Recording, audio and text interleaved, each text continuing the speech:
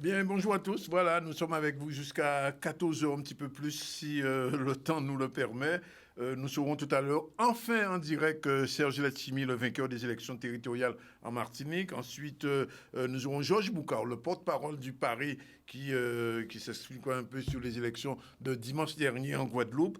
Et puis, nous aurons toute une partie culturelle avec Sandrine Alexis pour le Focus Art sur un photographe très connu en Guadeloupe, Daniel Dabriou. Ensuite, Xavier Chasseur-Daniel, qui est directeur pédagogique du Karukéra Ballet, vient nous parler un petit peu de ce ballet et de son travail. C'est un Guadeloupéen. Delphine Kamal, qui est chargée de développement du récif. Alors, vous ne savez pas ce que c'est ce récif, ce n'est pas un rocher, vous saurez tout à l'heure en restant avec nous. Et puis, Martine Falzer, bien sûr, comme d'habitude, pour la chronique culturelle de Martine. Sinon, l'actualité... C'est Combat ouvrier qui appelle à une mobilisation demain devant l'investiture du président de région. Ils vont vous expliquer tout à l'heure pourquoi. Nouvelle plateforme emploi de la ville, c'est à Petit-Bourg. On ira faire un exercice volcanique à la préfecture avec Michel Harimont. Et puis, stage de danse classique avec une danseuse étoile. Ça aussi, c'est l'actualité. La danse est très dans l'actualité cette semaine. Alors, je vous l'ai dit depuis hier, on attendait Monsieur Serge Letchimy. C'est le vainqueur dimanche dernier en Martinique des élections territoriales. Le match a été très, très serré. Serge Letchimy, on l'a cette fois-ci vrai en direct. Serge Letchimy, bonjour. Bonjour Danick, avec mes excuses pour hier. Oui, des contretemps, pardon à toute la Guadeloupe. Merci. Alors, on va entrer dans le vif du sujet. Où en sont les négociations avec les autres listes? Parce que j'ai cru comprendre que vous vouliez faire une sorte d'ouverture. Ah oui, mais on a été très clair pendant la campagne. Nous allons faire de telle sorte que cette instance majeure pour la Martinique, parce que c'est une collectivité unique, fonctionne de manière apaisée, structurée, performante. Et pour cela, on a besoin de l'ensemble des énergies de la Martinique et ne pas tomber dans la division. Ni un temps pour combat, ni un temps pour combat politique, ni un temps pour élection, ni un temps pour travailler avec le peuple. Donc c'est dans ce système de nos comités qu'on nous. Donc nous sommes actuellement en train de préparer l'organisation de la gouvernance de la collectivité territoriale qui commence vendredi par l'installation de l'Assemblée et du Conseil exécutif. Et à ce moment-là, nous allons faire des propositions concrètes. Je ne peux pas dévoiler là, pour permettre à l'opposition de participer activement aux travaux du Conseil exécutif, parce que vous savez qu'il y a un Conseil exécutif de 9 membres et puis 51 membres de l'Assemblée, avec des pouvoirs qui sont séparés mais en même temps partagés. Donc c'est très important de pouvoir permettre à la minorité de participer activement. Ça veut dire aussi qu'avec 26 sièges, votre majorité est très, très, très tendue, j'ai envie de dire. Bon, si vous voulez l'interpréter comme ça, mais il faut faire des additions. Le total des voix des adversaires, c'est 25. Oui. Donc, logiquement, si on a une voix d'écart, on a fait des révolutions avec une seule voix d'écart, à une voix près. On pense à certaines abolitions extrêmement importantes. Et donc, à ce titre-là, on est assez serein. Et puis, deuxièmement, on considère qu'il ne faut pas faire gros major leur élu. Donc, on devrait avoir des actions partagées entre nous. Quelles vont être les grandes lignes de votre projet sur la campagne? Vous en avez parlé, mais aujourd'hui, vous avez été aux affaires. La Martinique a vécu pendant 6 ans sa première mandature de collectivité unique. Qu'est-ce qui va changer par rapport à l'époque Marie-Jeanne? D'abord, moins de cancan, moins de tension et surtout quelque chose qui est structuré, une nouvelle vision de l'économie, une nouvelle politique de l'investissement, parce qu'aujourd'hui, on est tombé à niveau zéro en matière d'investissement. Et essayer de faire de telle sorte que la Martinique, comme la Guadeloupe d'ailleurs, perde le moins d'enfants possible. Il ne faut pas oublier que chez vous et chez nous, on perd entre 3 000 et 5 000 personnes par an. Et dans ça, il y a environ 40% de jeunes qui partent, qui ne reviennent pas. Donc on a un vrai défi. Donc on a les 3-4 mois qui viennent là pour organiser la collectivité de 4 500 salariés qui n'a même pas un organigramme correct. Donc on a un gros boulot parce que là, les gourmets, il faut venir des outils. Là, les avancés, il faut venir des gamachés. Donc il y a un gros travail d'organisation de la collectivité. Et puis les premiers enjeux, parmi les premiers enjeux, il y a à rétablir les conditions d'accès à l'eau. Parce qu'on est vraiment face à un drame. Il n'y a pas que ça. Il y a aussi une situation en termes d'inégalité grave. Donc nous allons travailler avec les communes pour restituer les aides sociales au niveau des communes et trouver une organisation rapide de dialogue avec les acteurs économiques, parce que sans les acteurs économiques, on ne peut rien faire. C'est clair. Mais alors, quand même, malgré tout ce qu'on peut dire de Marie-Jeanne, il vous laisse quand même une collectivité en bon état financier, oui ou non? Ah oui, on peut avoir une collectivité en très bon état financier, être le champion du monde d'Europe et de France et de Navarre, et de compte avec des excédents de 72 millions d'euros, c'était l'an dernier. Oui. Et cette année, on était parti pour 210 millions d'euros d'excédents. Bon, on peut dire l'eau excédent, un peu la cam au fin. Je ne pense pas que ce soit la bonne réalité. Il faut bien gérer. Bien gérer, c'est quoi? C'est bien investir et sortir avec un excédent. Personne ne va demander au fait profit. Ouais. Donc cette culture-là du non-investissement et de l'excédent, c'est pas très sain, quoi. Donc personne ne demande à qui que ce soit. Pas ni un élu au monde qui a dit qu'il fait un excédent. C'est parce qu'il y a face à des problèmes. Quoi, il fait trop excédent? Il fait trop excédent? Mais non, c'est trop excédent, quoi. Et vous pouvez faire. Pas ni un monde qui a dit comme ça, qu'il fait des. Non, personne ne va dire ça. Ouais. Donc tous ces élus veulent faire de l'excédent, mais pas de l'excessif. Ouais. Et puis il faut être collé à la réalité du pays. C'est un peu comme ça que je vois ça. Mais Serge Yatimi, ni des politiques Guadeloupe qui gardent nous quand là, ni le Guadeloupe qui gardent nous. Est-ce que la collectivité unique en Martinique sont bien qu'à marcher bien, quand on a son bagage qui est bien en place? C'est un bon outil, il faut simplement, mon katakiné, mettez des bons pilotes. Des bons outils, et mauvais pilotes, il ne va pas marcher. Donc, si aujourd'hui jour, nous avons des gros problèmes, c'est parce qu'il y avait des dysfonctionnements tellement graves. Et l'erreur à ne pas commettre dans ce genre d'outils-là, c'est surtout de faire des mariages contre nature, c'est-à-dire pour gagner, on parle de n'importe qui monde. et puis après, on est un gros problème, un gros problème. Vous êtes obligé de divorcer? À gérer, puisque au bout de quelques mois, on est des velléités à la radio du conseil des patrons, et on a eu des tensions tellement, on va y aller là, on a eu des tensions tellement fortes entre l'Assemblée et l'exécutif, c'était terrible. Hein? Oui. Donc c'est surtout, pour moi, c'est un très bon outil, parce que ça nous donne une collectivité unique, ça évite que les gens se marchent sous les pieds entre le département et la région. Quand ils s'entendent, tant mieux, mais quand ils ne s'entendent pas, c'est la merde. Hein? Donc pour moi, c'est un excellent outil. Oui. Il faut bien gérer. Alors, ni d'éviter quand même que nous savons très attachés à ça, c'est au niveau de les relations avec la Caraïbe, l'OSCO, l'OSCS, etc. Comment vous allez fonctionner avec cette collectivité dans le bassin caribéen? Oui, c'est une très bonne question. D'abord, je vais commencer à fonctionner avec la Guadeloupe et la Guyane et Saint-Martin. Oui. Donc, j'ai eu Harry Chalus au téléphone. Oui. Et nous avons convenu d'échanger ensemble pour garder, comme on est certainement septembre, nous avons fait en réunion ensemble, oui. Et puis la Guyane et éventuellement Saint-Martin, pour garder qu'on peut travailler ensemble sur le toit de mer, tenir le sujet en commun. Oui. Et puis, nous entrer les OICS, nous entrer premier, Guadeloupe entrer deuxième, mais nous, dans la l'AEC, CARICOM, il faut absolument nous élargir perspective-là à la Caraïbe et aux Amériques, pas seulement à la Caraïbe.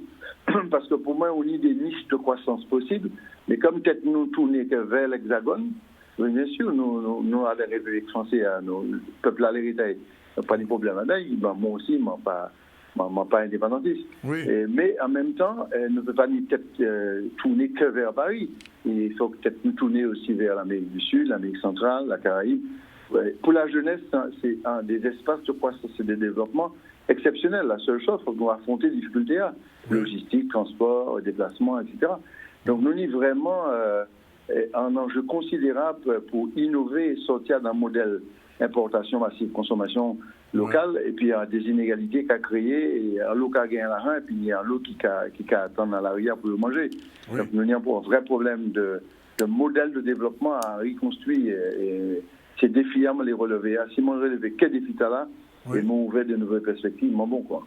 Alors, les mauvais esprits de Martinique disent que du fait que vous serez président de la collectivité, vous avez profité peut-être, entre guillemets, je dis bien entre guillemets, pour combler le déficit de la ville de Fort-de-France. Vous avez non, été on n'a jamais fait ça. J'étais président de la région et j'ai soutenu les 34 communes de la Martinique. Et c'est pour ça d'ailleurs qu'on a beaucoup de maires sur la liste, c'est parce que j'ai toujours aidé les 34 communes, y compris Via Pilote, y compris Saint-Esprit, des communes qui ne sont pas pour moi du tout, à droite ou à l'extrême.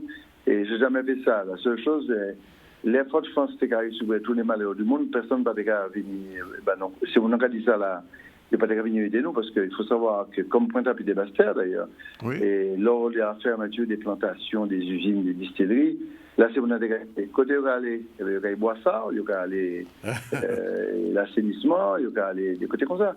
Bon, et Fort-de-France a absorbé le mal développement de toute la Martinique. Et Fort-de-France a eu des moments très difficiles, très durs. Donc, c'est très légitime d'aider Fort-de-France, ce que je ferai volontiers, mais je ne vais jamais faire de discrimination. Alors, l'autre question qui se pose, puisque vous avez face à vous une triple opposition, d'un côté votre ex-consoeur du PPM, je vais parler de Mme Conconne, vous avez Nilor, mais vous avez aussi les gens du MIM, enfin de la liste Marie-Jeanne. Comment vous allez faire pour calmer un petit peu les tensions? Parce que la dernière mandature, il y a eu beaucoup de tensions entre Marie-Jeanne et le reste de sa collectivité.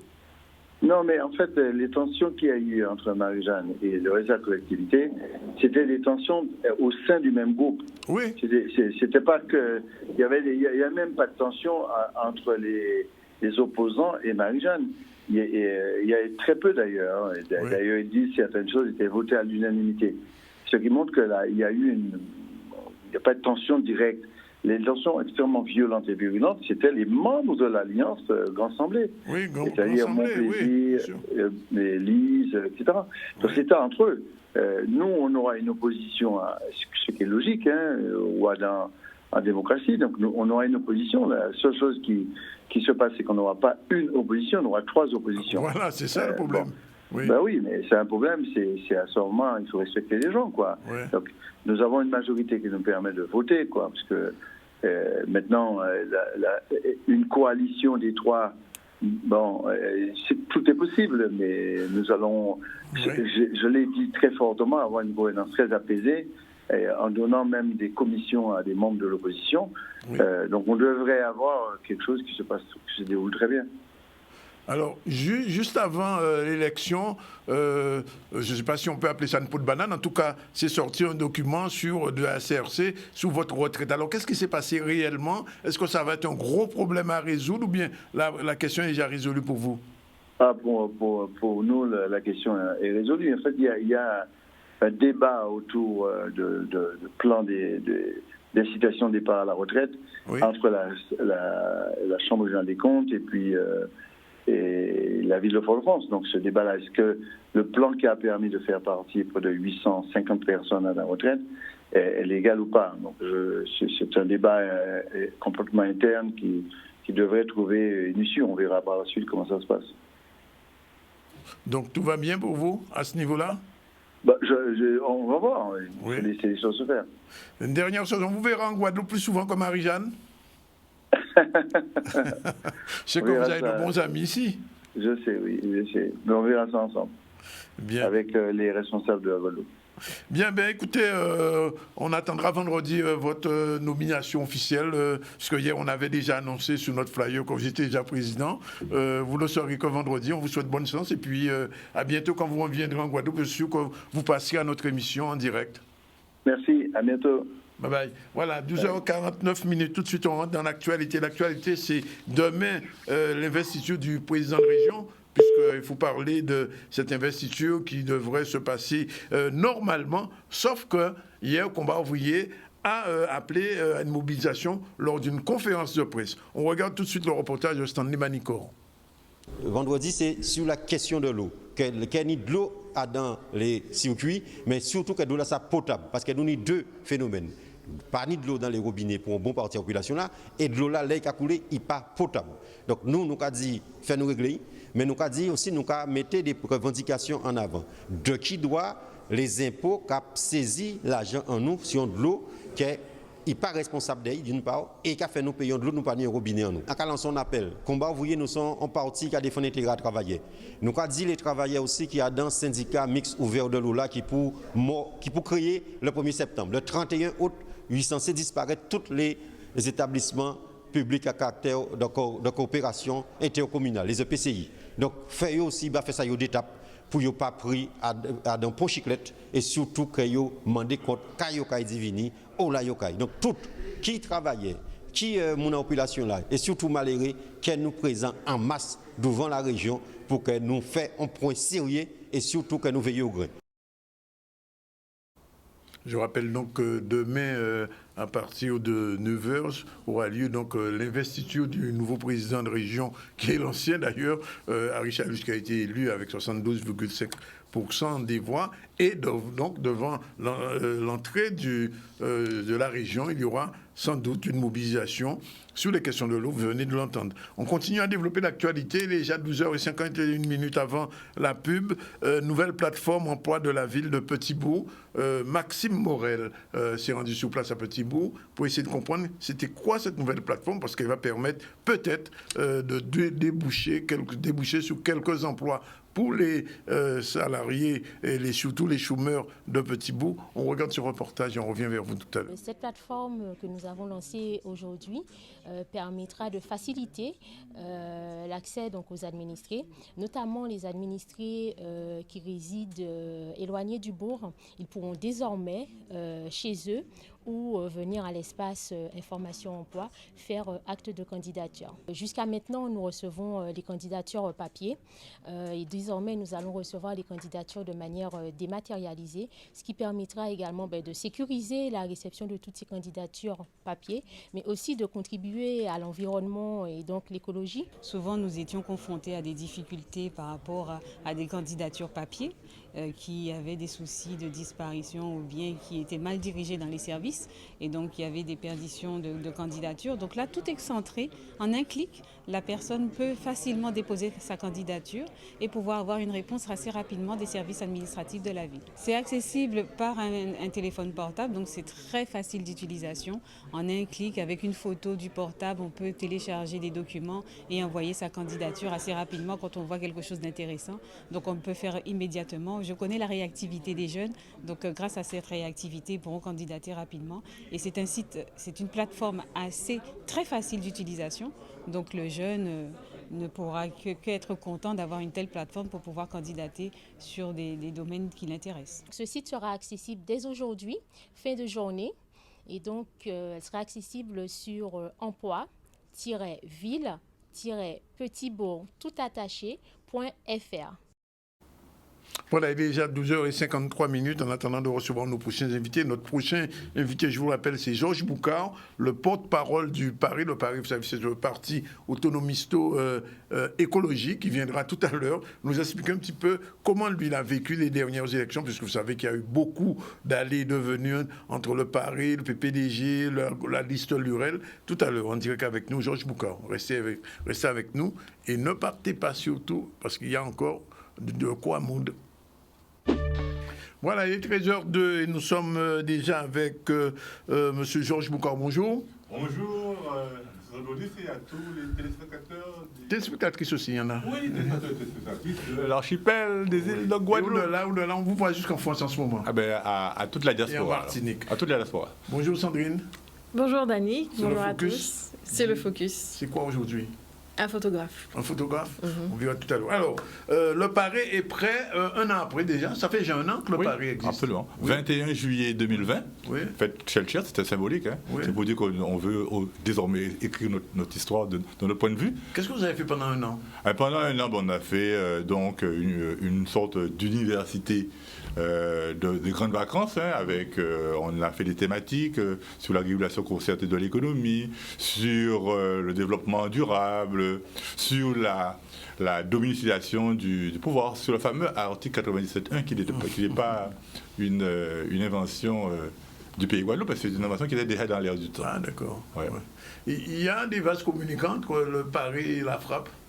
Oui, mais le pari, si vous voulez, est un peu consubstantiel de la frappe, puisque bon, à l'origine, ce sont des membres de la frappe, des élus de la majorité d'Éric Jalton, et avec d'autres, hein, qui sont éminemment dans l'écologie politique depuis 2008. Oui. Éric Jalton lui-même est un écologiste convaincu. Hein, il a fait sa mutation vers la transition écologique.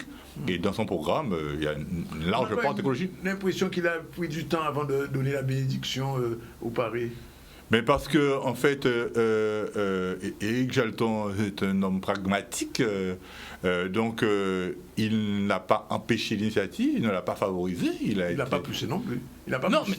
mais il l'a soutenu le moment venu en permettant à des membres de son entourage proche, et notamment son premier collaborateur en tant que directeur de cabinet, de prendre cette initiative et qui a permis donc justement de mettre l'écologie politique au centre du débat amiénien et largement au centre du débat dans l'archipel des îles de Guadeloupe. Alors on fait un petit focus sur les dernières élections. Oui. Le pari au départ était avec Mathiasin, Oui. avec Christian Baptiste. Qu'est-ce qui s'est passé? On n'a pas compris, vraiment on n'a pas compris. Bon, je ne veux pas tirer sur une ambulance, mais je vais dire...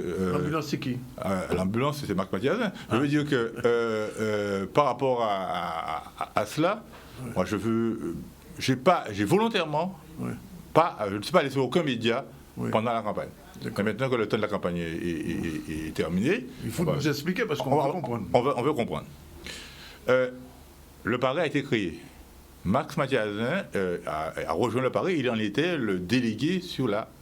Ah, il a rejoint officiellement le pari? Oui, il en était le délégué, sur sa circonscription, la 3e circonscription. C'est donc membre. Ok, donc on a créé un véhicule sur lequel il est monté. Donc, un véhicule qui a eu une certaine influence dans le paysage après quelques mois d'existence.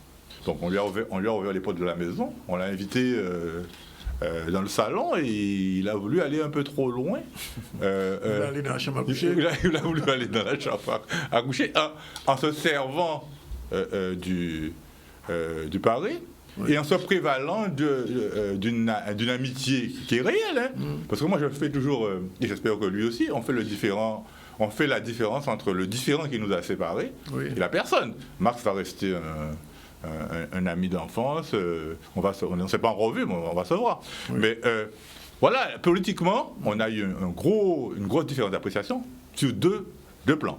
Oui. Là, le premier, c'est que sur l'évolution institutionnelle et statutaire, nous ne sommes pas pour le statu quo, nous sommes pour l'évolution. Oui. Moi, j'ai rencontré d'autres partis en disant, suite aux conversations que j'avais avec Max, qu'il était prêt à faire une évolution. Oui. Et j'ai constaté que ce n'était pas le cas. Et la deuxième... C'est quand même incroyable. Max qui a été à la GEG, qui a été patriote, nationaliste, etc. Et aujourd'hui, il est dans le camp des assimilationnistes. Mais, vous savez... Un camp que je croyais qu'il avait disparu. Mais peut-être qu'il avait même dit dans un congrès que s'il y avait qu'il restait un dernier, il serait celui-là. En tout cas, même pas avec le pari. Oui. Parce que nous, le pari, c'est un jeune parti, on est dans la transformation sociale, la transformation écologique dans le mouvement. Oui. Il faut domicilier, le Covid l'a montré, il faut qu'il y ait plus de domiciliation du pouvoir localement. Oui. On a rencontré nous, avec lequel on a partagé, on n'a pas pu se mettre d'accord avec le Parti communiste. On était 9 organisations, on n'a pas pu trouver d'accord sur les problèmes de leadership, parce que la guerre des égos, hein, c'est souvent le cas. Toujours. Mais bon, on reste avec Vincent, avec Ronald. Il y aura d'autres convergences? Oui, on est amené. La domiciliation du pouvoir local, c'est une question qui est fondamentale. Il faut que la violence, entre guillemets, la violence légitime de l'État puisse s'exercer avec des gens qui nous ressemblent. Les problèmes avec les gendarmes, ils sont réels. On ne peut pas avoir des gendarmes qui ne nous ressemblent pas. On ne peut pas avoir des policiers qui ne nous ressemblent pas. On ne peut pas avoir des juges qui ne nous ressemblent pas. Ça paraît suspect. On est dans une république. La République veut mettre ces problèmes-là sous le tapis. Mais à force de mettre les choses sur le tapis, ça fait un tas et on tombe tous. Oui. Donc, tous les problèmes sur lesquels le pari, on n'a pas eu de langue de bois. Hein. On a toujours dit, même après les accords du LKP, l'État s'était engagé à compétence égale Oui. à favoriser. Et ça, on était en accord avec Max. Vous voyez, on n'était pas qu'en désaccord. Oui. C'était avec Max sur ces questions-là. Mais ce qui nous a séparés pour revenir, ça, et j'en aurais terminé, c'est que il n'a pas bouclé les accords avec les partis. Qu'on le veuille ou pas, quand on n'a pas un appareil derrière soi, on l'a vu. Il voulait se servir, là, en fait, c'est ça. Il s'est servi, mais nous, on a fermé la porte de la chambre, et rapidement.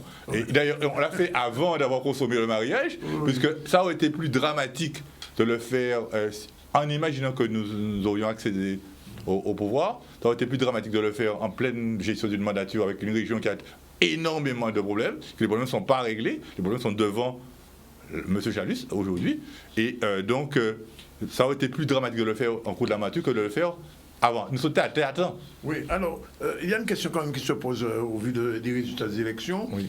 On a la frappe aux abîmes, Oui. on a le paré, on a Jalton, Oui. et Chalus fait la totale aux abîmes. Et Borel se fait descendre. Oui, pratiquement. alors, non, mais M. Chalus a une équation personnelle. On peut être contre ou contre, c'est un homme populaire. Oui. Populaire, à la limite du populiste. Oui. Mais c'est un homme populaire, c'est un homme qui a occupé les médias, qui a une expérience, il a été un excellent membre de bureau. Qu'on le veuille ou pas, c'est factuel. Oui. Ensuite, moi, sur la gestion de la région, j'ai trouvé ça un peu limité. J'ai trouvé qu'on a fait beaucoup de communication, mais le concret, moi, Proto, il a fait 9 lycées en une mandature, on a vu. Oui. Alors il dit que c'est souterrain, moi je veux bien. Il dit que c'est la loi Oui, qui... il dit qu'il accompagne, mais concrètement... comme ça. Oui, mais concrètement, le plan de relance de l'État, ça tarde à venir. Le PGA, il va bien falloir rembourser Oui. les prêts. Les entreprises, la crise n'est pas derrière nous, elle est devant nous.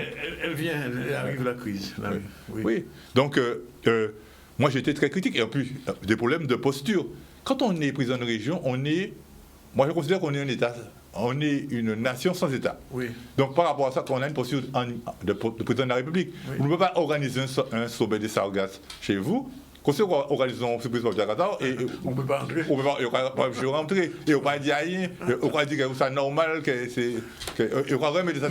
Oui, mais tout ça, on va dire maintenant, mais ça ne va pas expliquer qui a gagné quand ça aux abîmes, qui a fait le plein aux abîmes. Mais parce que c'est un homme qui est populiste, c'est un activiste. C'est-à-dire activiste au sens où l'activisme, il est hyperactif. Oui. Et les gens le reconnaissent parce que, bon, Monsieur Chalus a incarné, qu'on le veuille ou pas, un peu le rêve guadeloupéen de promotion de l'ascenseur social. Oui. Quand on connaît son parcours. Individuel, vous voyez, oui. Et ce que d'autres non. Oui, il est monté et il s'est formé. Il a repris l'université. Il s'est formé. Donc, forcément, le peuple guadeloupéen a reconnu ça. Entre-temps, faut dire aussi qu'en face, on a eu le camp des progressistes, des socialistes, des écologistes, on a pris du temps à se mettre d'accord. Alors, avant-dernière question, est-ce que Mme Borel a fait un mauvais choix ou comme on a écrit quelque part, je crois que c'était le choix de trop ou bien la lutte, le dernier combat. Le combat de trop, voilà. C'est peut-être le combat de trop, mais sincèrement... nous, au Paris, on est arrivé dans les circonstances que vous savez. C'est ça, il était trop tard. Oui, parce que les risques étaient bouclés et on ne pouvait pas avoir le niveau d'exigence qu'on aurait eu si on avait fait le choix au départ. Mais à culpa, Max, ma culpa, au niveau du prochain congrès du Paris. C'est quand? C'est le 21 juillet 2021, mercredi le 21 juillet. Et donc... on s'expliquera avec les militants, il y aura une assemblée générale, je remettrai mon poste en fonction. Vous continuez ou pas? Oui, je continue. Oui. Bien entendu, plus que jamais. D'ailleurs, il y a d'autres échéances qui arrivent. Oui. Est-ce que, justement, j'allais dire ça, les prochaines échéances, je ne sais pas, M. Jalton avait annoncé que c'était son dernier mandat? Moi, pour la ville.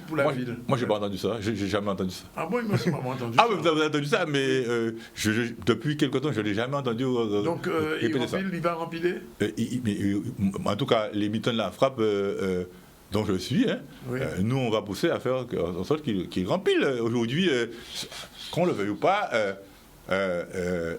il n'y a pas encore en gestation les germes de la succès de Il y a Olivier Servat quand même comment dire, en biston coin. Olivier Servat, vous voulez qu'on en parle? On va en parler. Olivier Servat est l'un des artisans par sa plainte pour des travaux d'intérêt général, des ennuis judiciaires de monsieur Jalton. Oui. Je ne sais pas, je crois qu'on ne peut pas en même temps vouloir se rapprocher quelque part de nous et en même temps pousser à faire en sorte qu'on ait des ennuis judiciaires. C'est d'autant que pour l'opinion publique guadeloupéenne, cette affaire-là avait déjà fait l'objet d'un non-lieu. Oui.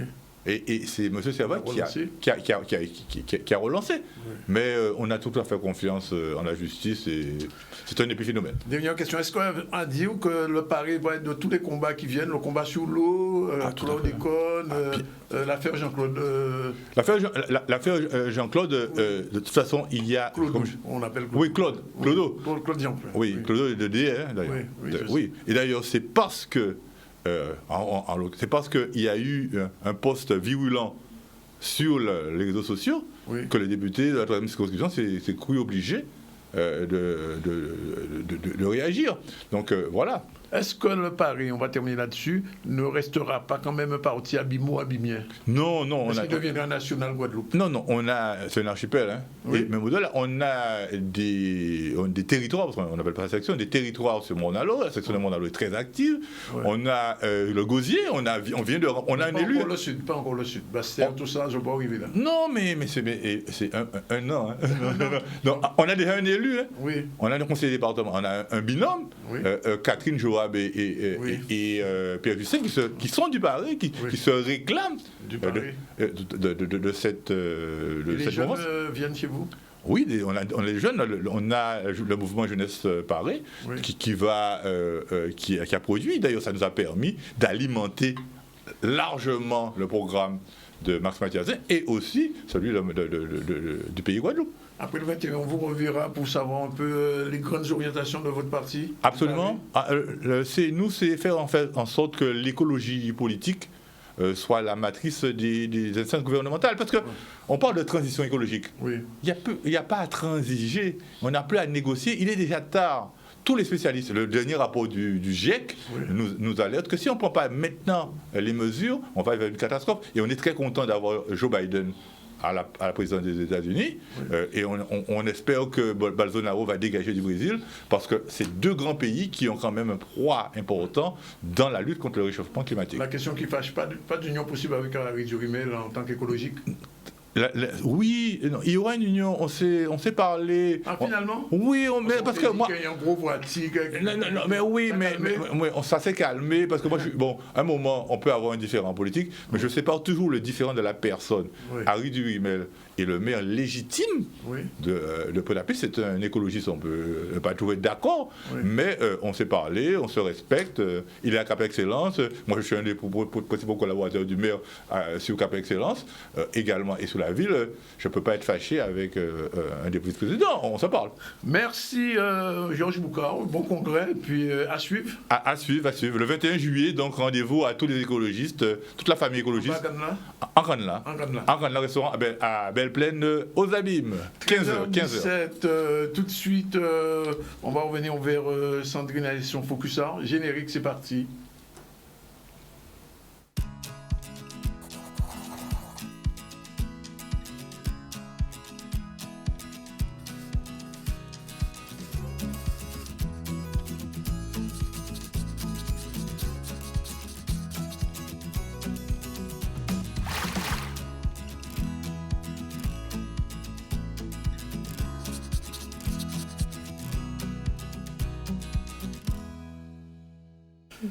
Voilà, alors Sandrine, bonjour.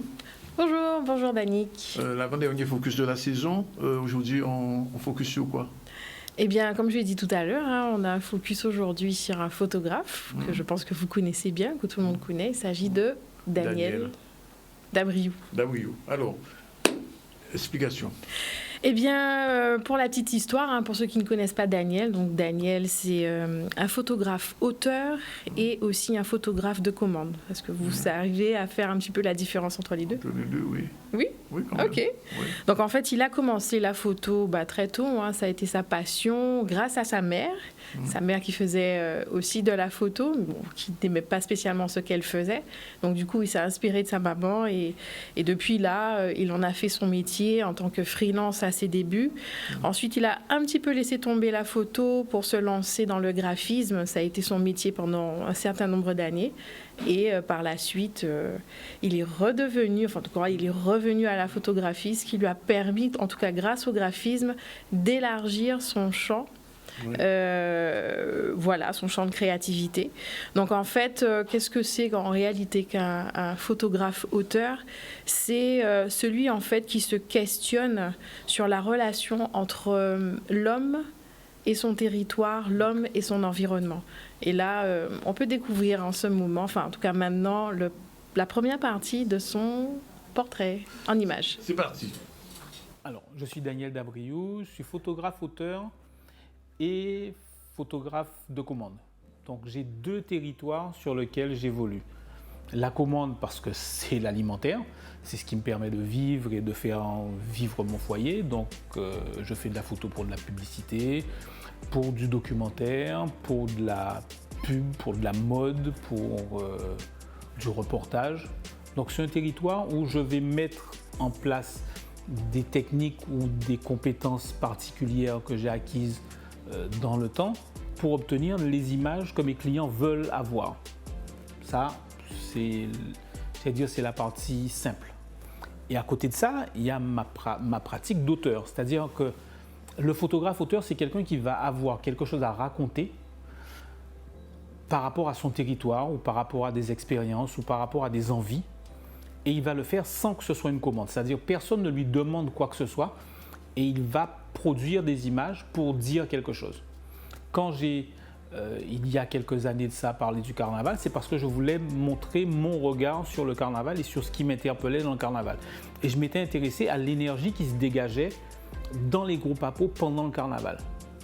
Après, je me suis intéressé au phénomène de transe et d'équilibre qu'il y avait entre la danse et la transe pendant le carnaval. Parce qu'on se retrouve dans un cycle où on n'obtient pas une transe qui est due à une pratique magico-religieuse, mais une transe qui est due à un lâcher-prise, mais où le résultat est assez proche. Et je me suis intéressé à ça en particulier. Mais à côté de ça, je me suis intéressé au rhum à Marie-Galante. Mais au rhum à Marie-Galante, parce qu'en fait, la relation qu'il y a entre les Marie-Galantais et le rhum est une relation plus intime, peut-être parce qu'ils sont sur un territoire plus petit, que la relation que nous, en Guadeloupe continentale, on a avec le rhum. Avec un groupe de photographes amis, nous sommes 3, on travaille sur la canne. Et c'est un travail que l'on fait depuis 2014. On l'a fait en 2014, on a fait une expo en 2018, on va en faire une autre en 2022 et la dernière expo se fera en 2026. Et la canne est tout ce que la canne a généré pour faire que notre territoire est ce qu'il est. À côté de ça, je me suis intéressé à la mer comme étant une frontière et pas un lien. Parce que pendant très longtemps, la mer était une barrière pour nous. Et j'ai interprété ma vision de la mer par rapport à notre territoire. Parce que très longtemps, on était dos à la mer. On n'allait pas à la mer. Les Guadeloupéens allaient au bord de la mer. L'expression même décrit l'approche qu'ils avaient de la mer. Les gens pouvaient arriver à la mer. Moi, mon père était pêcheur. Il emmenait parfois des gens à l'île du Gosier. Mais ces gens-là, on les trouvait, ils allaient habillés à l'île du Gosier et revenaient habillés de l'île du Gosier. Donc vous aviez une sorte de relation très particulière avec la mer. À côté de ça, je me suis intéressé à l'apparence, à comment on se voit et comment les autres nous voient. Et c'est une série d'images que j'ai produites dans des tubes en lycra, où j'ai un modèle à l'intérieur du tube qui fait en sorte que l'on perçoive ses formes, son corps, son visage. Mais c'est cette relation que l'on a à l'image. Aujourd'hui, on a une relation qui est très forte à l'image. On veut toujours se montrer de façon différente, mais on se rend compte qu'aujourd'hui, on va vers des dérives avec des jeunes qui se font opérer parce qu'ils ont utilisé des filtres sur leur image et que leur image filtrée leur plaît plus que leur image réelle et qui demandent à des chirurgiens esthétiques de leur refaire le menton, les yeux, le nez.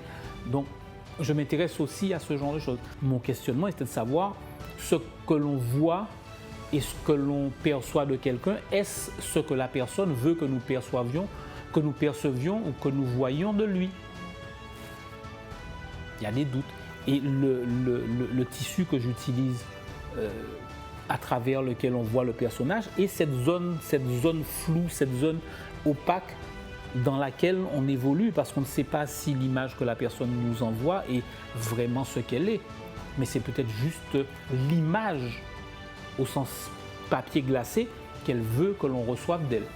En gros, le photographe-auteur, c'est quelqu'un qui va s'intéresser à son territoire, qui va s'intéresser à ce qui se passe autour de lui et qui va dire « moi, je vois les choses comme ça, qu'en pensez-vous » Souvent, ce sont des questions que l'on se pose, que l'on pose en images après, que l'on construit à travers des images. J'avais, lors du festival Lionnage à Petit Canal, produit des images sur la consommation, où je mettais en questionnement des images de produits venant de l'extérieur où la traçabilité est ce qu'elle est, face à des images de produits qui viennent de chez nous, d'où la proximité fait qu'on sait exactement d'où ils viennent. Et le truc, c'est quel choix va-t-on faire? C'est pas un positionnement que je prends, c'est juste une question que je pose.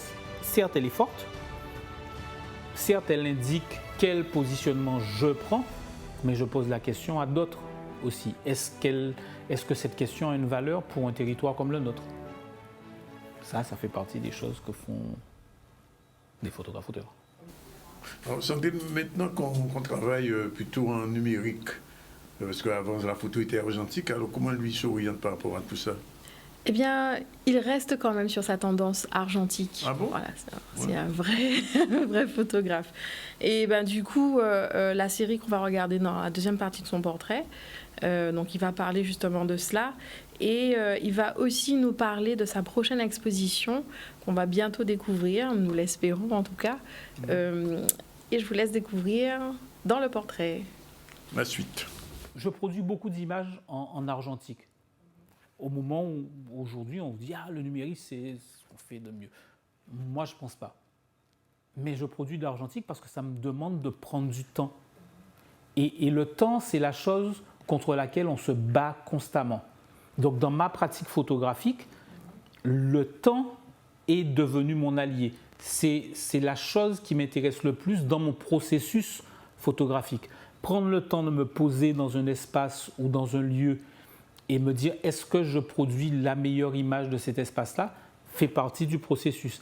Est-ce que je produis la bonne image? Est-ce que j'ai le bon regard sur ça parce que je me pose telle ou telle question?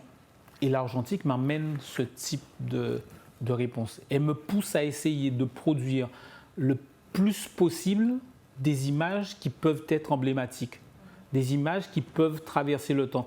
C'est peut-être prétentieux de le dire, mais c'est l'envie de produire des images qui, dans 10 ans, vont encore parler aux gens. Parce qu'on aura réussi à avoir beaucoup d'informations dans cette image-là, beaucoup de détails qui montrent des choses différentes. La prochaine expo, c'est l'expo de réouverture du musée Schellcher. Dans cette expo, il y a 2 parties. Une partie qui traite d'un regard poétique de la reconstruction et de l'extension de ce musée. Et au milieu de cette expo, il y a une deuxième partie qui traite d'esclavage.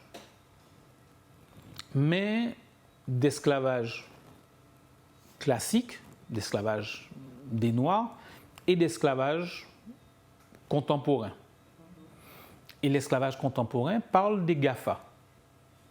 Google, Facebook, Amazon, Apple. Et dessus, j'ai fabriqué 3 images. L'une qui est « Je vois tout », la deuxième qui est « J'entends tout » et la troisième qui est « Je dis tout ». Et en fait, on repart du principe des petits singes, je vois rien, j'entends rien, je dis rien. Et c'est aussi basique que ça. Sauf que ce que les gens voient ou entendent ou disent, ils le font avec un téléphone. Donc ce que l'on voit, c'est à quel endroit se situe le téléphone par rapport à cette construction d'image, qui est la même que celle de ces petits singes. Sauf qu'aujourd'hui, ce qui traverse notre téléphone et qui fait le lien avec les anciens esclavages, c'est que ces datas deviennent de l'or. Parce que ces datas génèrent des fortunes. Nos informations personnelles sont des fortunes pour d'autres. Pas pour nous, mais pour d'autres. C'est-à-dire que ce que nous sommes, ce n'est pas nous qui le valorisons, mais d'autres. Voilà donc pour Daniel Dabriou, on attend cette exposition et on attend le prochain focus, ce sera quoi? Un best-of que je vais vous préparer. Un best-of, voilà. Bon, c'est la dernière. De toute la en tout saison. cas, alors, on ne quitte pas le domaine culturel, puisque tout à l'heure, on va recevoir Xavier Chasseur Daniel, qui est directeur pédagogique du Karuku Abalé, c'est un danseur guadeloupéen qui s'est exporté, qui est revenu. Delphine Kamal, qui est chargée de développement de Récif. Il faut le dire, c'est un mouvement qui a été créé autour du Karuku Abalé. Il va l'expliquer, et puis on va terminer avec Martine Fazer, la culture selon Martine, le mercredi, c'est très culturel. Exceptionnellement, on a fait un petit politique avec le Paris. En général, le mercredi, on est culturel. Merci en tout cas à Sandrine. Merci Georges. Merci Lannick, toujours. Et à bientôt. À très bientôt, à très bientôt. Je connais le chemin. Deuxième pause et on se retrouve tout à l'heure pour la suite. Dernier plateau du ZCL News, on va saluer tous les gens qui sont avec nous. On commence par Martine, bonjour. Salut Danick, ça va bien? Aujourd'hui c'est le rouge qui est de vigueur, Oui, c'est ça? rouge. On est en rouge aujourd'hui. On est en rouge aujourd'hui. Oui, je dirai pourquoi après. Ouais, ensuite, on reçoit Delphine Kamal, bonjour. Bonjour. Vous êtes chargée du développement du projet Récif. Oui. Je vous explique tout à l'heure ce que c'est. Après, on s'attend. Et puis, Xavier Chasseur Daniel, vous êtes un danseur professionnel. Oui, enfin, maintenant on va dire essentiellement professeur de danse, a été danseur. A été danseur professionnel depuis l'âge de 7 ans, dit-on, il a commencé. Et donc avec vous, puisque depuis hier on parle beaucoup de danse sur ce plateau, hier j'ai reçu une danseuse étoile de l'opéra. C'était vraiment un plaisir, c'était la première fois en tout cas qu'on se fait. Mais merci aussi à vous de mettre en valeur la danse. C'est pas, voilà, c'est bien. Que sur les choses qui existent et qui fonctionnent bien. Et hier il y avait un stage de danse classique avec cette danseuse étoile. On regarde le reportage de Stanley Manicor, c'était hier.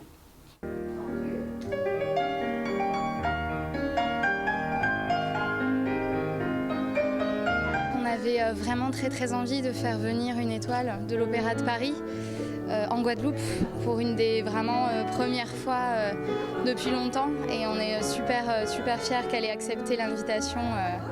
C'est vraiment une très jolie opportunité. Marie-Agnès Gillot, c'est une icône, c'est vraiment quelqu'un qui a une carrière absolument somptueuse.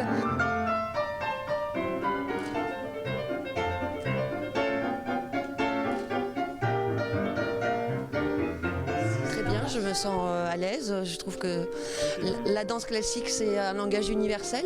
Donc ça passe les continents, ça passe partout en fait. Oui, c'est soutenu.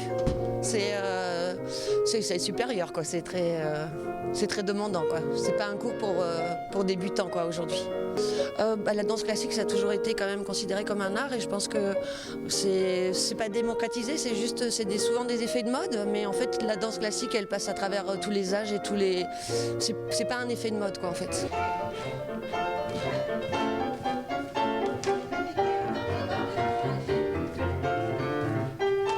J'ai la chance de pouvoir encore montrer, je vais profiter, je vais surfer sur la vague et comme tant que mon corps me le permet, pourquoi pas aussi prendre et donner surtout l'exemple. C'est même pas un gros moment, c'est le moment, quoi. Même dans ma carrière de danseur, j'ai pas beaucoup dansé pris un cours avec des étoiles, donc c'est vraiment une chance, et en plus chez moi en Guadeloupe. On est vraiment à fond et on veut vraiment pas la décevoir et lui montrer que surtout qu'en Guadeloupe il y a aussi du niveau pour la danse classique. J'aime bien redonner ce que j'ai reçu dans la vie aux plus jeunes maintenant. C'est un autre métier, la pédagogie, c'est pas pareil que danseuse en fait. Je donne des cours tous les jours, à tous les âges, donc là aujourd'hui c'était les grands, mais demain les petits. Xavier, vous qui êtes guadeloupéen, hier j'ai posé la question à votre consoeur, Marie-Agnès, demandé est-ce qu'elle ira voir les roses. Vous l'emmènerez voir les roses? Ah oui, surtout qu'elle est vraiment, comme elle vous l'a dit, friande de ce genre de choses et elle s'intéresse vraiment, dès que ça parle de danse, je vous jure que ça l'intéresse, quelle que soit la danse. Ben, apprendre le bigidi. Bon, alors on revient à Récif parce que c'est la grosse question. C'est quoi ce Récif?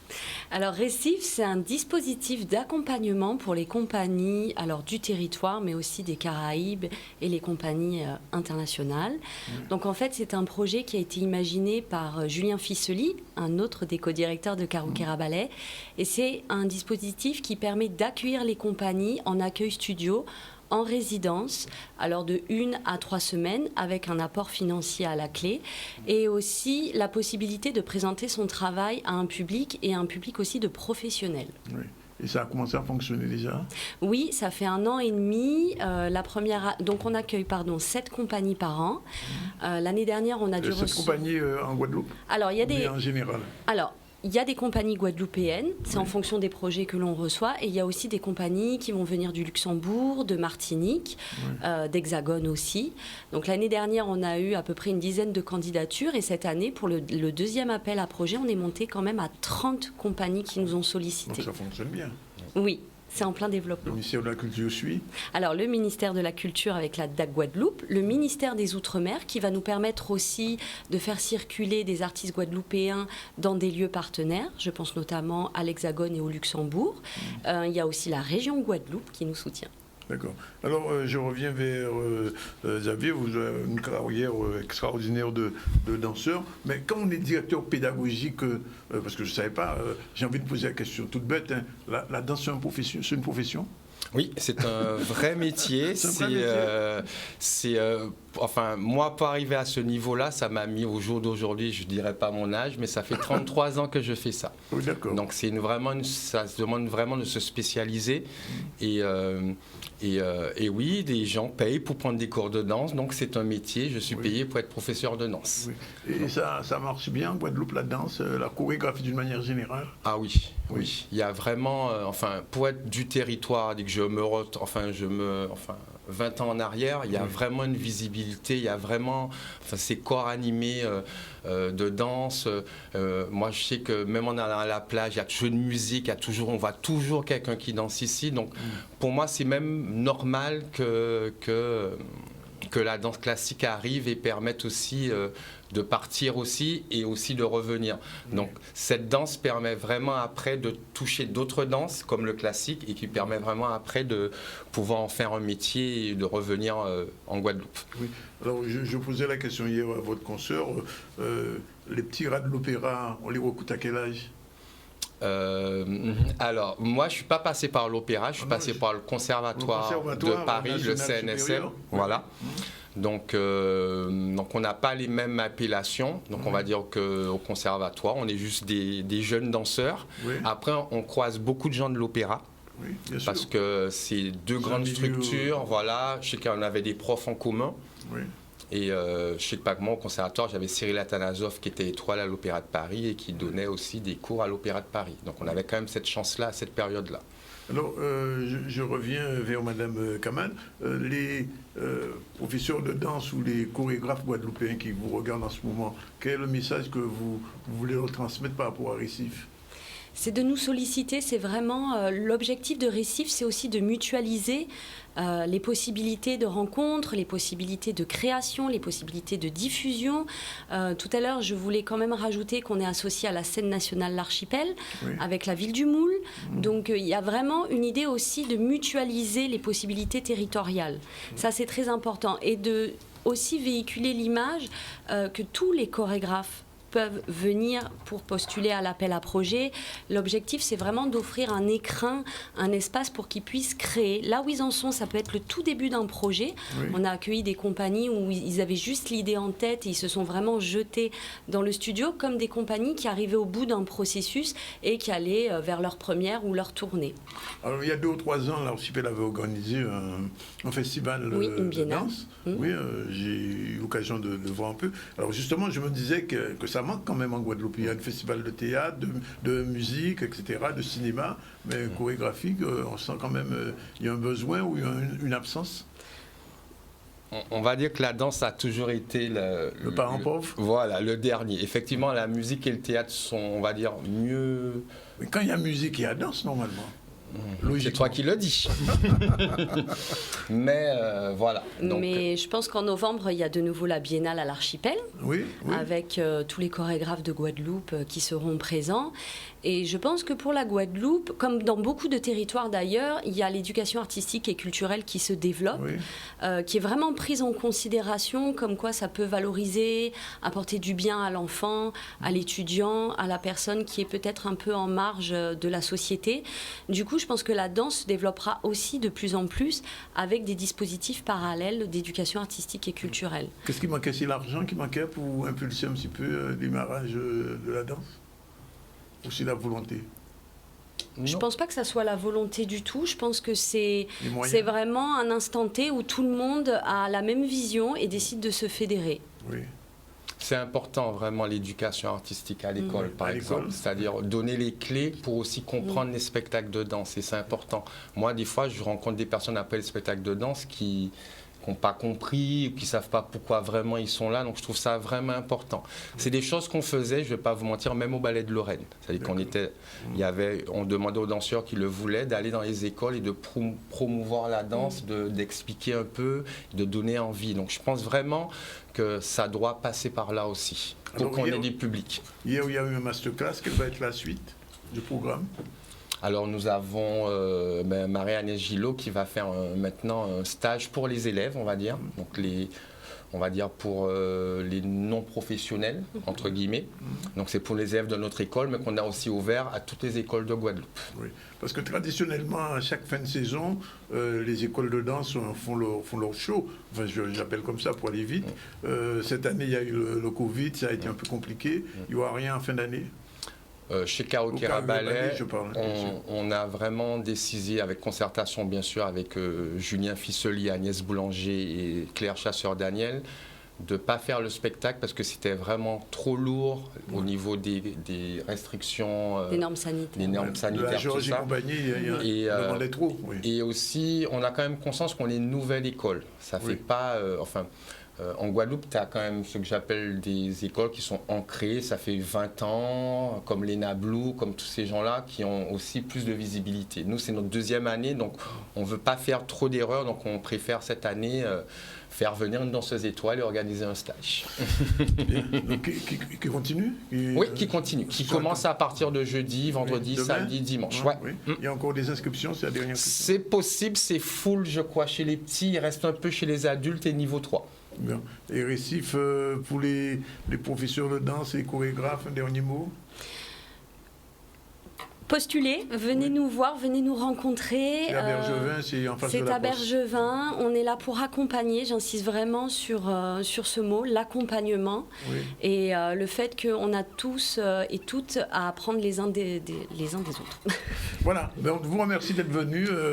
Merci à vous. Il fallait faire ce petit focus sur le Récif et sur ce danseur expert, Xavier Chasseur-Daniel. Merci d'être venu. Mais oui, il a une belle carrière, il faut le dire. Hein. Il a commencé à 7 ans. 33 ans de danse, on a à peu près l'âge. Bon, alors, on va quitter la danse, mais on reste toujours dans la culture, et c'est avec Martine, tout de suite, générique, c'est parti.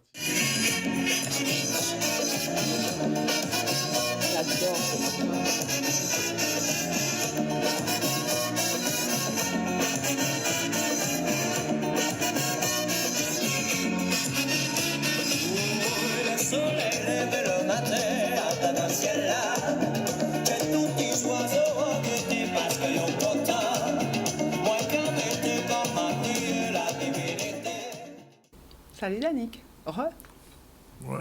Qu'est-ce que tu as admiré? C'est un vrai film. Hein. Mais ouais, mais tant qu'à faire, j'ai fait attendre mon générique, autant faire en sorte qu'il soit et qu'on voit bien de quoi il s'agit. Absolument. On peut parler de toutes bitin en fait. Mais toutes bitin, on mettait toutes. Concernant certains, toujours dit on bitin qui parler. En tout cas, bien bonjour aux téléspectateurs, bonjour aux auditeurs de RHT. C'est jamais aux téléspectatrices ni aux auditrices, c'est toujours aux auditeurs. C'est vrai, donc tu fais bien de me reprendre. Allez Martine, hop, auditrice, auditeur en tout cas, et puis mon fan club parce qu'il grossit, figure-toi. Oui. Il y a rester moins, Larry, en cas signé autographe. Alors, quoi de neuf cette semaine? Les choses reprennent tout doucement. Les choses reprennent, Danick. Là, je suis vraiment épatée parce que j'ai l'impression qu'il y avait une sorte de date. Tout le monde sait qu'il y avait une attente. Mais l'attente était tellement forte que dès qu'on a lâché une toute petite bride, là, j'ai déjà presque plus de place. J'ai déjà presque plus de place dans mon... Bon? Non, j'exagère, mais c'est pour te dire que les choses avancent bien. En tout cas, on y va. Nous espérons qu'on ne va pas à nouveau retirer la bride parce que je pense qu'il y aurait une très très grosse frustration. On touche du bois d'ébène. Ouais, je pense que tu peux même toucher ta tête, ton crâne également. Oui, parce que oui, tu peux, vas-y, fais-toi plaisir. Parce que vraiment, je considère qu'on a été en manque depuis si longtemps, depuis trop longtemps, et qu'il y a ce frein-là qui était tenu, que chacun tenait, et là, ça c'est lâché un peu quand même. Donc il y a énormément de choses et j'en veux pour preuve d'être allée sur le site de Almol où on vend les tickets, les billetteries pour les spectacles. Ça commence à s'étoffer alors qu'il y a encore 4 semaines. Il y a un spectacle le soir avec Dissonance. Il y avait absolument. Alors je vais en dire 2 mots, mais je sais que tu les as déjà reçus, qu'on en a beaucoup parlé, qu'ils font une campagne visible et audible et très forte. Donc oui, on en a besoin. Oui, ça redémarre. Oui, je vais vous parler de quelques petites choses rapidement. J'ai combien de temps? Comme ça, Dans le temps qu'il ne faut pas. Danick, arrête. Hein, allez. Je vais te faire un procès. Bonjour à tout le monde. Je l'ai dit, donc je le redis. Je porte des boucles d'oreilles que Teen Création m'a fait. Et ça me permet de faire tout de suite une boucle sur le salon senior, puisque Teen Création sera sur le salon senior. Je vais en parler tout à l'heure. De quoi je vais parler? Je vais parler de 2 choses. Les seniors à l'honneur, parce que je parlais de ce salon, mais surtout de la vitalité culturelle des Outre-mer. Et ça, je vais en parler au travers d'un dispositif qui a été mis en place par le ministère de la Santé. La santé. De la culture. Mais c'est aussi de la santé en ce moment, je crois, parce que la santé physique et culturelle. Donc, en tout cas, je vais parler de ça. C'est le Fonds d'échange artistique et culturel qui est relancé. Une nouvelle dynamique, ça s'appelle le FEAC, F-E-A-C, Fonds d'échange artistique et culturel. C'est un dispositif qui est mis en place pour accompagner et soutenir les projets ambitieux, on l'espère, et de création dans les Outre-mer. Et donc, on va faire un petit arrêt sur 4 projets qui ont été soutenus. Tout d'abord, un premier projet qui est soutenu au niveau de la Guadeloupe, c'est celui de notre danseuse qui est justement Madame Loyal, avec le groupe Difekako. Oui. Tout le monde le connaît. Oui, mais elle est chez nous. Donc elle est accompagnée, Chantal Loyal est accompagnée avec son groupe. C'est pas ce visuel-là, mais vous pouvez le laisser parce que je vais reparler d'elle sous un autre angle. Donc voilà, elle est mise à l'honneur au niveau de la Guadeloupe parce que pour elle tisse quand même des liens et elle renforce les liens avec les publics des Antilles, de la Guadeloupe et de l'Hexagone. Et donc son projet fait partie de ceux qui ont été retenus parmi les 4 projets que je vais citer dans le cadre du FEAC. Et Chantal Loyal, elle est en ce moment chez nous, effectivement. Elle a un autre projet qui est en train de se tenir, dont je parlerai en agenda, mais elle a été présente et elle est présente très souvent, on le sait, dans le mois de l'Afrique, le mois du créole, pardon, chaque année.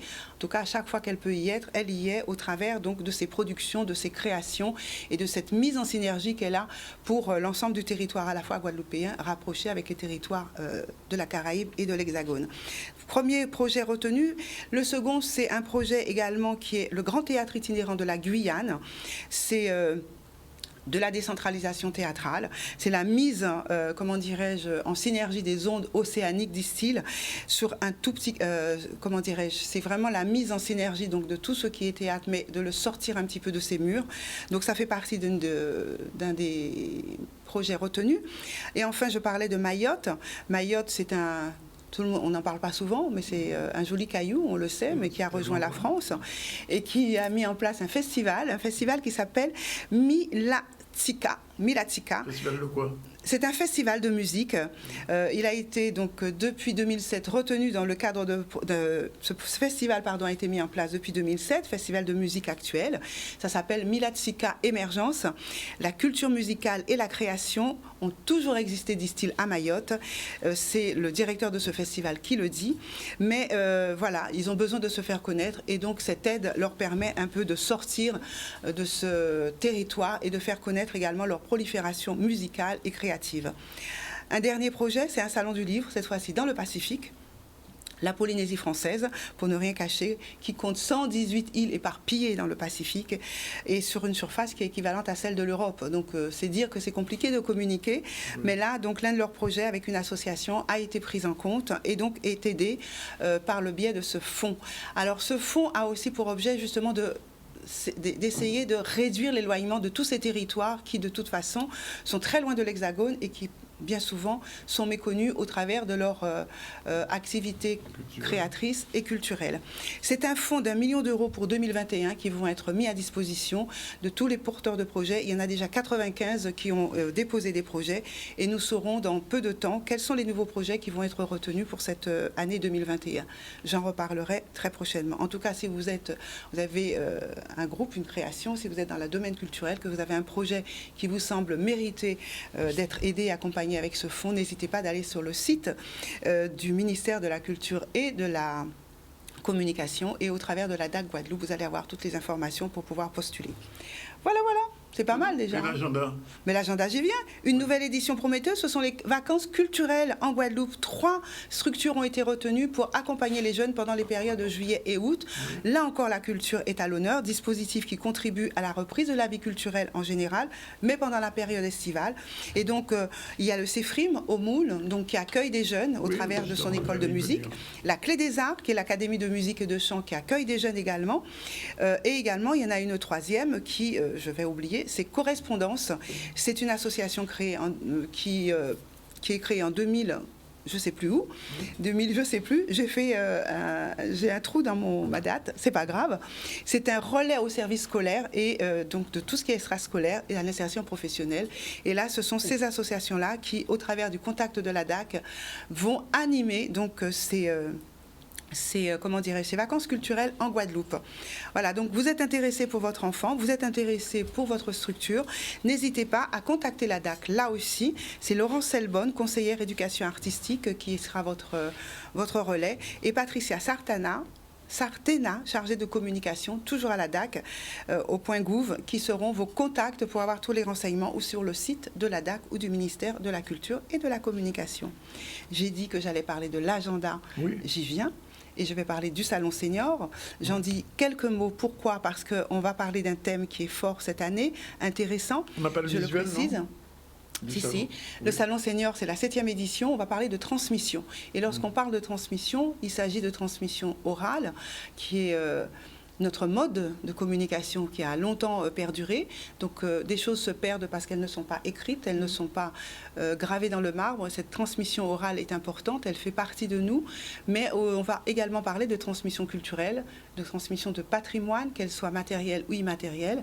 C'est le sujet de cette 7e édition, avec pour marraine Raymonde Pater-Taurin, qui nous parlera bien sûr de transmission, puisque tu sais qu'elle a présenté il n'y a pas très longtemps un livre sur ce sujet. C'est comment rentrer dans la danse, dans la ronde du lait rose. Du lait rose. Et donc elle sera là, elle présentera son ouvrage, mais surtout elle aura une conférence qui va porter justement sur les transmissions culturelles et patrimoniales, entre autres, parmi l'ensemble des conférences qu'il y aura. Et je fais une toute petite parenthèse parce qu'il y a une conférence qui me paraît importante de signaler, c'est celle qui sera portée par la Chambre notariale de Guadeloupe.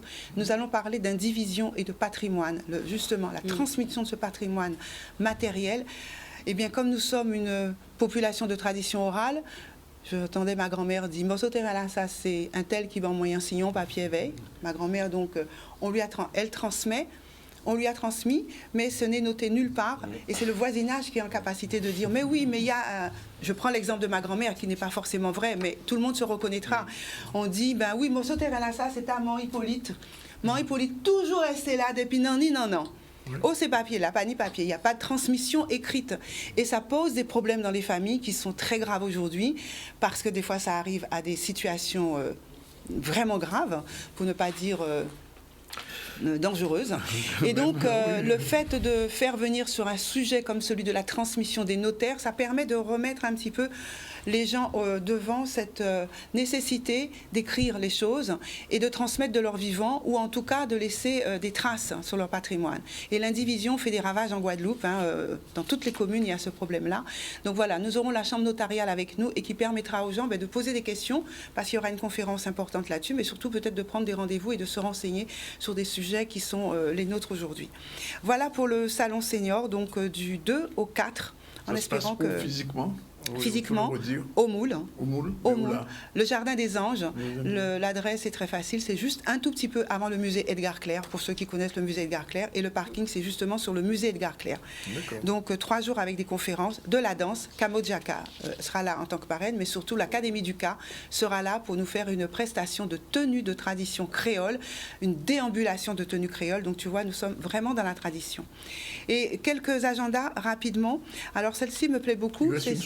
Il me reste une seconde, c'est pas grave. Dimanche 4 juillet, Kaki Bon pour diviner en nous. C'est une prise de parole qui va être faite par quelqu'un que tu connais vraiment très bien, Pierre-Émile Chicot, donc qui est maître de conférence et qui va parler sur sur le local de... Exactement, local de masse... Tu me fais aller tellement vite que je ne sais même plus comment dire les choses.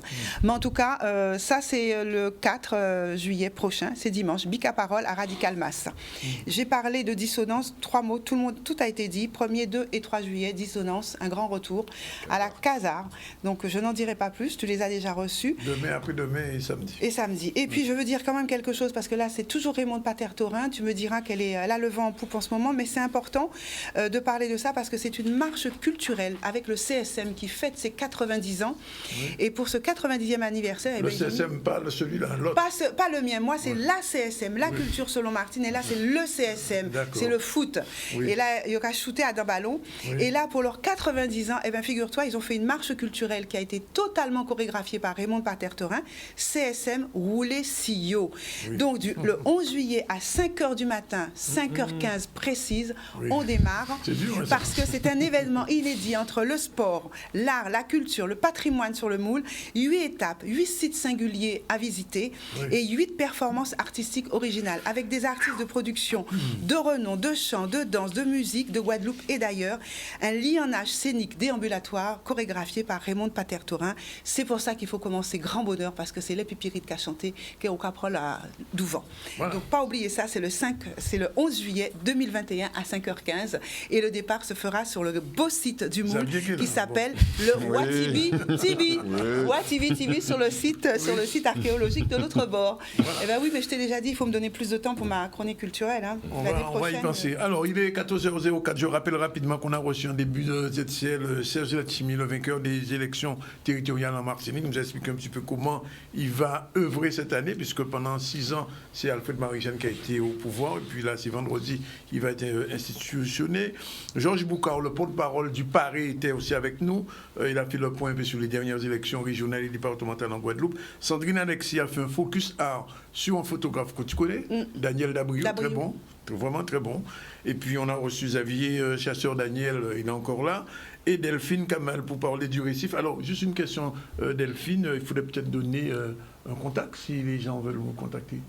Ils peuvent nous contacter par mail à production@caroquera-ballet.com. Toutes les informations sont sur le site de Caroquera Sur l'association caroquera.ballet.com. Et le téléphone, c'est le 06 90 40 26 09. Il y a même un fixe.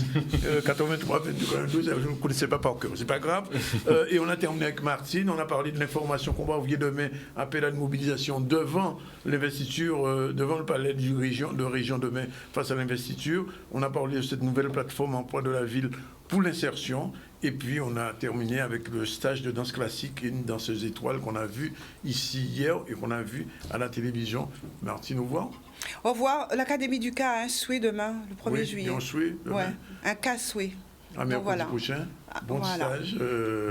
Et puis, le récif va grandir, on espère, en tout cas. C'est fait ce qu'on souhaite. 14h06, la réalisation est assurée par Kevin. On se retrouve Non, pas demain. Demain, on est en direct de la région, non, du conseil départemental pour l'élection du nouveau président.